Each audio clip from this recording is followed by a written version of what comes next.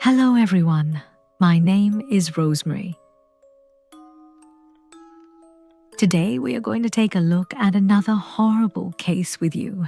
But before we move forward, if you've ever had a horror incident in your life, you can share it with us via the email given in the description box or the pinned comment. Your story might soon be featured on one of our channel from the early 80s to the late 80s. An incident took place in the city of Williams Lake, Canada, that shook not only Canada, but also a major Indian state, Punjab. During this decade, a heinous act was committed, and upon learning about the accused's mindset, any girl would feel terrified. The year was 1962 in the Indian state of Punjab. The parents of a 17-year-old girl named Narinder were looking for a good match for their daughter. They had asked all their relatives and acquaintances to help find a suitable groom for Narinder Kaur. Around this time, Narinder Kaur's uncle met a man named Amar Singh Pun, the father of a boy named Gurdev Singh Puni. At that time, Gurdev Singh was also 17 years old. Seeing him, Narendra's uncle asked Amar Singh if he would be willing to marry his son to his niece Narinder Kaur.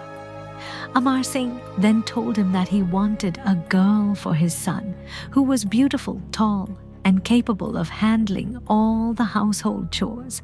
Gurdev Singh's father said this because Gurdev's mother was very ill at the time, and his sisters were already married, so they needed a girl who could take care of their home. After hearing this, Narinder Kaur's uncle agreed to the proposal following this conversation. Both families decided to go ahead with the wedding, and in 1962, Narinder Kaur and Gurdev Singh got married at the time of their wedding. Narinder Kaur was 16 and Gurdev Singh was 17. When Narinder Kaur went to her in-laws' house and saw her husband, Gurdev Singh, she felt very happy. This was because Gurdev Singh was very handsome and tall. Moreover, Narinder enjoyed being with Gurdev Singh in her life. She found Gur's behavior very pleasant, and Gurdev also loved Narinder Kaur deeply. As time passed after their marriage, the couple had 2 daughters. Their eldest daughter was named Surjit Kaur, born in 1964. Their second daughter, Haj Kaur, was born in 1968. Although Narinder Kaur also gave birth to a son after the birth of her daughters. He died just 9 days after birth.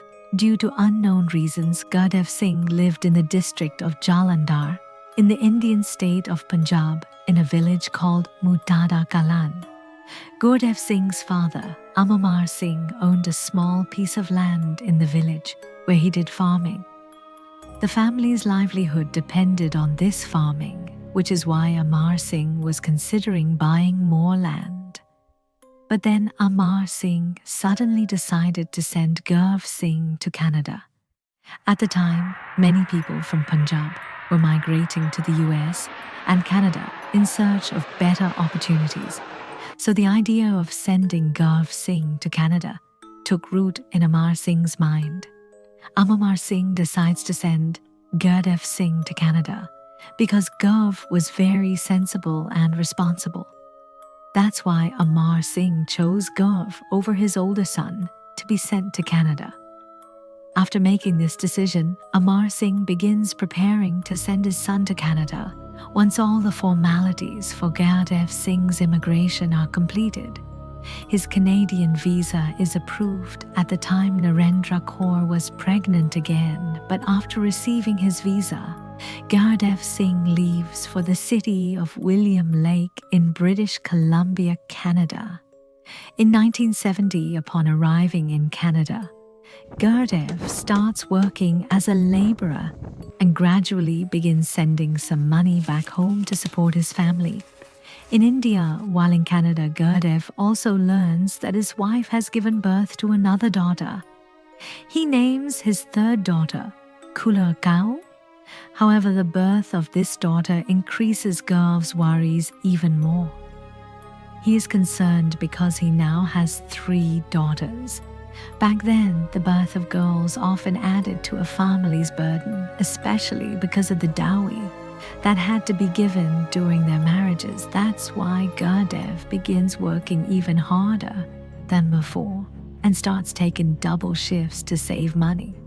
Eventually, due to this hard work, Gurdev Singh is granted Canadian permanent residency in 1972.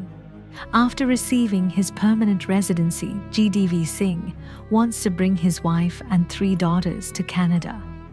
But when Amar Singh learns about this, he refuses to let his son bring Narendra Kaur and their daughters to Canada.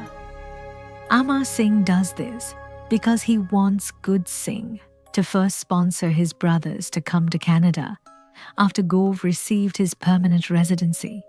His father asked him to bring his elder brother to Canada first.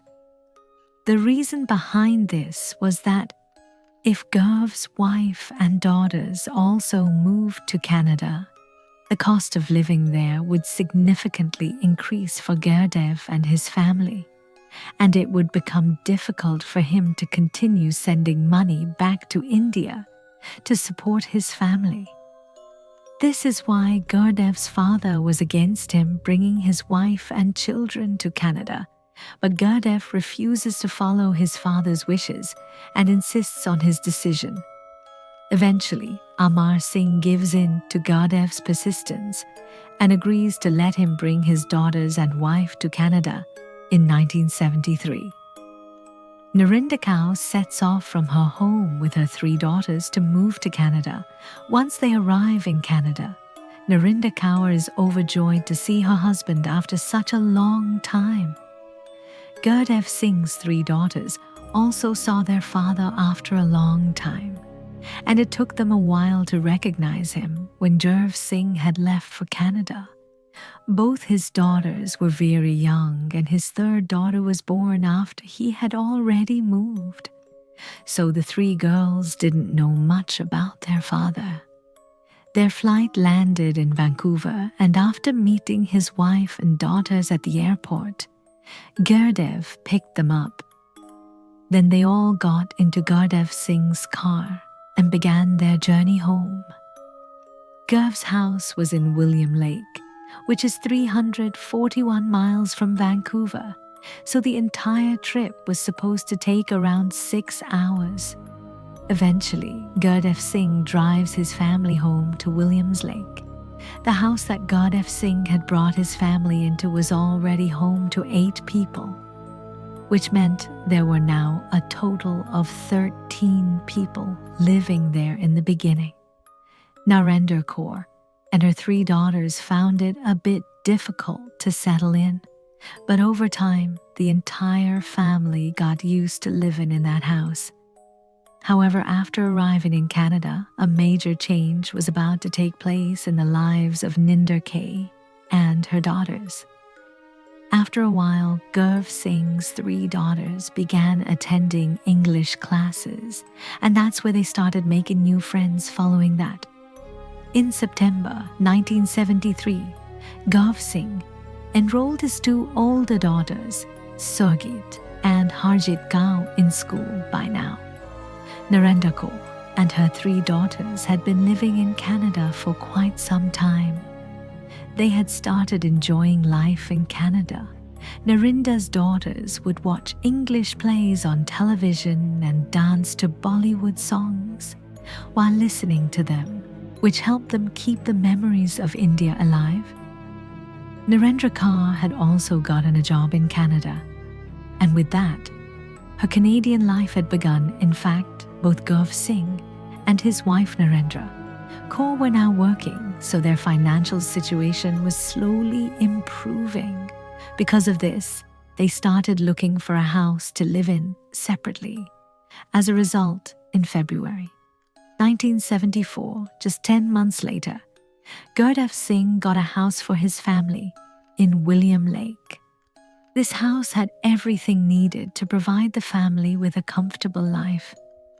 There was even a backyard behind the house, giving the 3 daughters open space to play in After moving into this house, Gurv Singh's family began to live happily. 2 years later, in 1976, Narinder Kaur gave birth to a baby. The 3 daughters were overjoyed, as they now had a little brother. They named the baby Jesse. By this time, Gurdev Singh's entire family was well settled in Canada, and now they were in a position to help their relatives also move from India to Canada. The first person Gurv Singh called to Canada was his elder brother, and he helped him get a good job.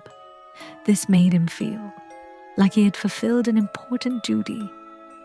After that, Gurdev Singh began helping more of his relatives move to Canada when they arrived. They stayed at his home for a while, however. After some time, those relatives would move elsewhere. While they stayed at his home, Gurdev Singh's family got to experience a bit of Punjab right in their own house. That's why both Narinder Kaur and Gurdev Singh felt good about their decision to help relatives and others in this way among the people who came to live with them. Some were Gurdev Singh's relatives and some were Narendra Kaur's. Meanwhile, the 3 sisters, Sirgit Harit and Kulier Kaur, were going to school at home. Everything was happy and joyful. But at school, like many other immigrant students, they had to deal with racism and bullying. Soon the year 1980 arrived. By this time, Gurdev Singh had been in Canada for 10 years, and his wife Narendra Kaur and their daughters had been there for 7 years. But in 1980, Gurdev Singh rented out the basement of his house to his nephew's family, who had recently moved from India. This family included a 20-year-old man named Mangjit Virk. His wife and their young daughter Mangjit Virk was the son of Gurdev Singh's sister. Now that afternoon, when Surjit Hargit and Kulber, the 3 sisters, returned home from school, they were overjoyed to see a little girl in their basement, seeing a sweet little child in their home. All 3 sisters thought that they would now have someone to play with, since Mangjit was the nephew of Gurdev Singh's sister. Gurdev had already told his 3 daughters that Mangjit was like their elder brother and that they could call him brother. The girls had complete trust in their father, and when they were told that Mangjit Virk was like their elder brother, they treated him just like they would their own parents. With time, Gurdev Singh's entire family became very close to Mangjit Virk's family. Gurdev trusted Mangjit so much that he never even locked the door to the basement, allowing Mangjit and his wife to come and go freely from any room in the house whenever they wanted. By 1980, it had already been a full decade since Gurdev Singh had moved to Canada from India. That's why he decided to hand over the responsibility of the house to Mangjit Virk, while he and his wife and children went to India for a few months of vacation. But perhaps Gurdev Singh and Narinder Kaur had placed too much trust in Mangjit, as they left their middle daughter, Haraj, behind in Canada. When they traveled to India at that time in October 1980, Hajit Kaur was only 11 years old, and Gurdev Singh and Ninder left their 11-year-old daughter in the care of the family, renting their basement. But the very next day, Hajit began to show his true face. Hajit recounted that one night while she was sleeping in her room, someone grabbed her leg and shook her, telling her to wake up. When her sleepy eyes finally opened, she saw Mangjit standing in front of her. Mangjit then took Harjit from her room into the living room. Harjit Kaur said that Mangjit Virk began removing his clothes and then her, while she didn't even understand what he was doing to her at that moment. Because Harjit Kaur was quite young at the time, she didn't even realize that her so-called brother, Mangjit, was doing something terribly wrong. To her, Harjit shared that during that time, her parents and both sisters spent nearly 3 months in India. And throughout that entire period, this vile act was committed against her. Repeatedly, eventually, in January 1981, when Harjit Kaur's family returned to Canada from India, she was still so terrified that she couldn't tell her parents about what had happened. Although a few days later, she tried to gather the courage to talk to them. She was still too young to figure out what words to use to describe what had happened. As a result, the entire family remained unaware for several years of what Harjit Kaur had gone through after they had left for India. But over time, Mangjit Virk became so emboldened that even after Gurv Singh's family had returned to Canada, he continued to Harjit Kaur whenever he got the chance. Gradually, Mangjit Virk also began having similar intentions towards Sujit. However, Sukhjit Kaur was the eldest among all the children, and by 1981, she was 17 years old. Sujit Kaur stated that Mangjit began assaulting her in the final months of 1981. The entire ordeal with Sarjit began when Mangjit Virk called her into his room on the pretext of asking for a glass of water. After this, Mangjit sits Sarjit on his bed and slowly begins to caress her thighs. Since Sarjit was the oldest among all the sisters, she had already figured out Mangjit's dirty intentions. This is why Sarjit Kaur avoided him and left the room. However, after that day, Mangjit Virk approached Sarjit a bit more carefully. Sarjit later reveals that the day Mangjit first was on the day of Raksha Bandhan. Raksha Bandhan is a popular Hindu festival that celebrates the bond between brothers and sisters. It is also called brother-sister. They translated from Sanskriti Raksha Bandhan, meaning translated to the bond of protection. Sarjit Kaur clearly remembers that on Raksha Bandhan, there was a small gathering at their house. During this, she and her 2 other sisters tied a Rocky to their real brother Jesse and their foster brother Mangjit. But that very night of Raksha Bandhan, when Sit was sleeping in her room, Mangjit came and slept on her bed. It was on this night of Raksha Bandhan that Mangjit Virk first. Even after that, Mangjit's lust didn't diminish, and he then targeted the youngest sister, Kulia Kaur. In fact, the assault on Kulia Kaur began at the same time as it had with Sajed, during the last few months of 1981, when Mangjit was also physically assaulting Sarjit. Recalling the first time this assault happened to her, Kulia Kaur shares that one night, while she was sleeping in her bedroom, Mangjit came into her room after that.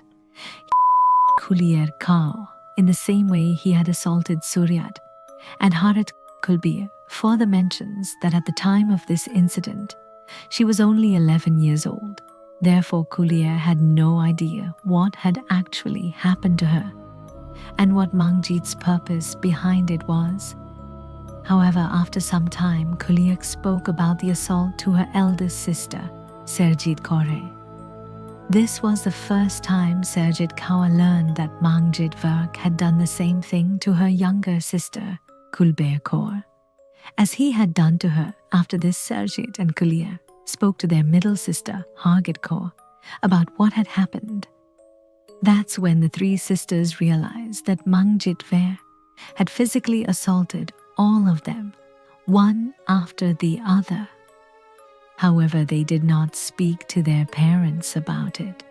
In fact, at that time, many such cases had come to light, where if a girl spoke out about something like this, her parents either married her off in India or if she was living abroad, sent her back to India permanently. These three sisters had also heard such stories, which instilled a fear in them that if they told their parents, they would send them back to India for good. Mangjit Virk first assaulted Harget in 1980, followed by Surgit and Kulia Kawa. For the next 2 to 3 years, Mangjit continued to force these three sisters to have physical relations with him through threats. Eventually, the three sisters decided to tell their mother. However, when they told their mother about it, they didn't receive any help. Sujit Kaur said that when they spoke to their mother about it, her response was stop going to the basement and avoid talking to Mangjit Virk as much as possible. Beyond that, their mother, Narendra Kaur, did not take any action, possibly because she was afraid of her husband, Gurv Singh. But at that time, these three sisters were deeply affected by all these events, in fact.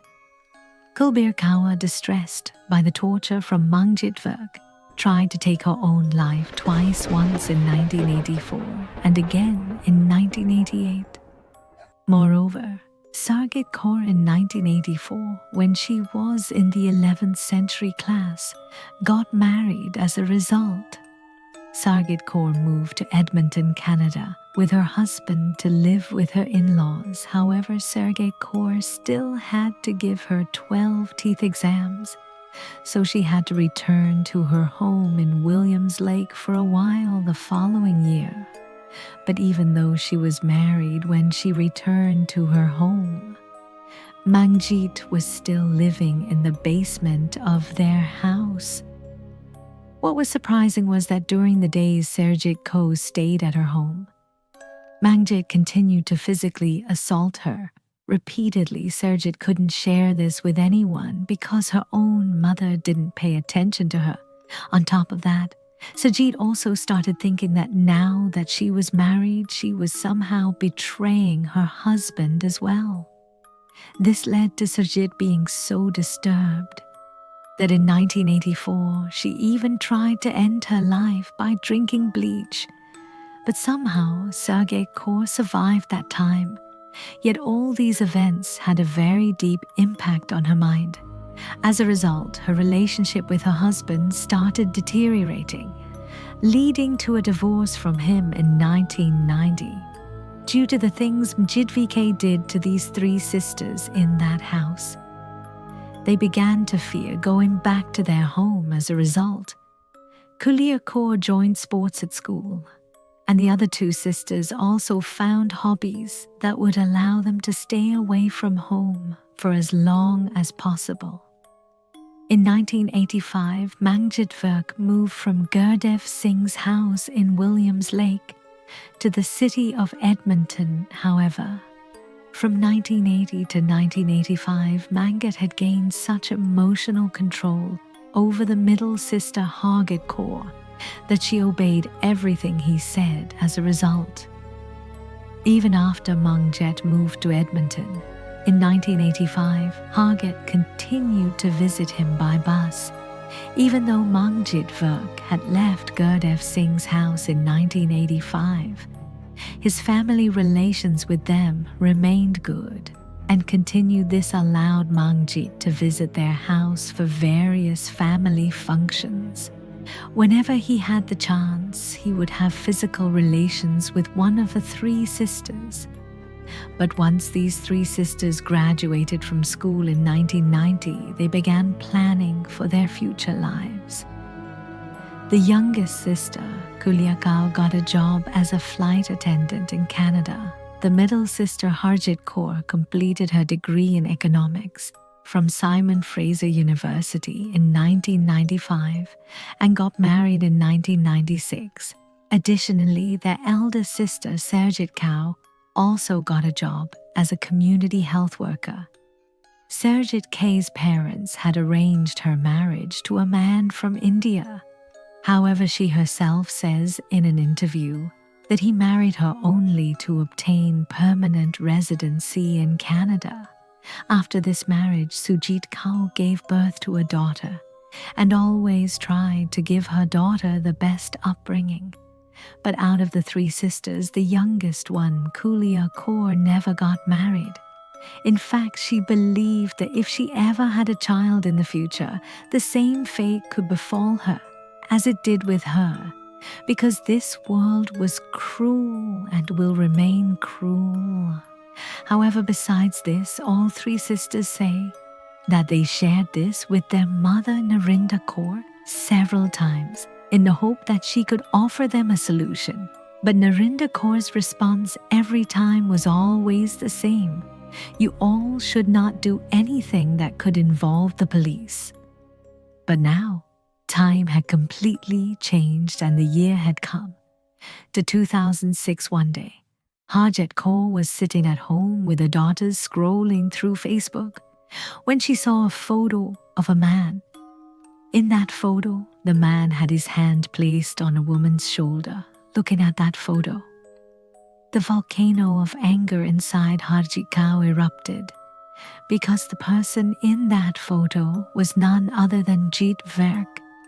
In the photo, Jeet had his hand placed on the girl's shoulder in a very strange manner, and the girl in the picture seemed to be a little nervous. Seeing this, Harjit Kaur's first thought was that maybe Mangit was doing the same thing to that girl that he had done to the three of them from 1980 to 1985. After that, Harj Kaur decided to publicly speak about everything that had happened to her. In fact, Harjit felt that if she stayed silent now, Mangit might ruin the lives of many more girls in the future. After that, Harjit spoke to her husband and shared with him the worst time of her teenage years. Harjit Kaur was very fortunate here that her husband was very supportive after listening to his wife's entire story. Harjit's husband told her, after everything that's happened, whatever decision you make, now I'll stand by you. After getting permission from her husband, Harjit Kaur first spoke to her younger sister Kulbia, and she too agreed to publicly share her story. However, when the two sisters spoke to their older sister, so did Kaur. She was initially not ready for it, but after some time she agreed as well. Now the three sisters decided how they would tell their story and whom they would tell first. Within the family, instead of talking to their parents, the three sisters decided to speak with their aunt, Balia Kaur, who lived in Edmonton. They then shared their painful story with their aunt, and a meeting was arranged with all the family members and some relatives. In this meeting, the three sisters, along with some relatives, Narendra and Gurdev Haridkar's husband, and their children, were present during this meeting. Everyone learned that in 1980, the Mangjit Verk, who had been staying in their family's basement, had physically assaulted these three sisters from a very young age. After speaking to everyone, the three sisters officially filed a report with the police in 2007 against Manit. The police then began their investigation, and the first thing they did was record the statements of the three sisters. After hearing the three sisters' story, the police filed a total of 6 charges against Mangjit Verk. Later in 2011, the Crown prosecution approved all these charges based on the evidence available. They were ready to prove Mangjit Verk guilty in court. The trial began, and in 2018, court found Mangjit Verk guilty of all the charges that the prosecution had filed against him. But after some time in this case, Mangjit Verk's defense lawyer managed to get him off by referencing an old case. In fact, in Canada, a decision was made in 2016 in a case called R.V. Jordan. In this ruling, it was stated that if a case goes to the Canadian Supreme Court, the proceedings must be completed within 3 months, especially if the defendant faces serious criminal charges. However, the case of these 3 sisters had crossed the 3-month limit, which led to the court placing a permanent stay on the proceedings of this case in 2021. But when the judge delivered the verdict, they stated that this was a huge injustice to the 3 sisters. This all happened because of the Crown prosecution, which failed to gather evidence against the accused within the prescribed time frame. However, despite being released by the Supreme Court in 2023, Mjidverk was once again found guilty in a court in Edmonton.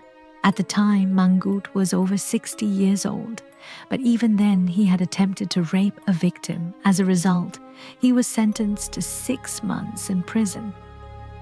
However, the disturbing thought here is that when Mangjidver moved from William Lake to Edmonton in 1985, who knows how many girls he may have raped yet, despite committing so many heinous acts. Mangjidver only received a 6-month sentence. A detailed documentary about the tragic story of these 3 sisters has already been made, titled Because We Are Girls, which is available on YouTube. Additionally, Harjit Kaur published a book about her painful story called The Silent Stoning Harjit Kaur, who was the first to decide to share her story with the world. Now uses public speaking to raise awareness about this issue by speaking at schools and colleges. In fact, after sharing their heartbreaking story, the 3 sisters have become women's rights activists, working towards social change. Although we tried our best to find Mangjidverk's picture on the internet, we couldn't find any image of this man during the time when Sergit Hargit and Kulia Kaur were going through this dark phase of their lives. They even sought help from their mother. However, their conservative-minded mother, instead of helping them, always told them to remain silent. This is why it's often said that when such things happen, one should always seek help from a relative, because family members, due to shame, often push their children into silence. In such situations, you can share your thoughts about this case in the comments section. So with that, the tragic story of puny sisters comes to an end. Right here, if you appreciate our efforts, like and share this video. If you haven't subscribed, do so now. Thank you.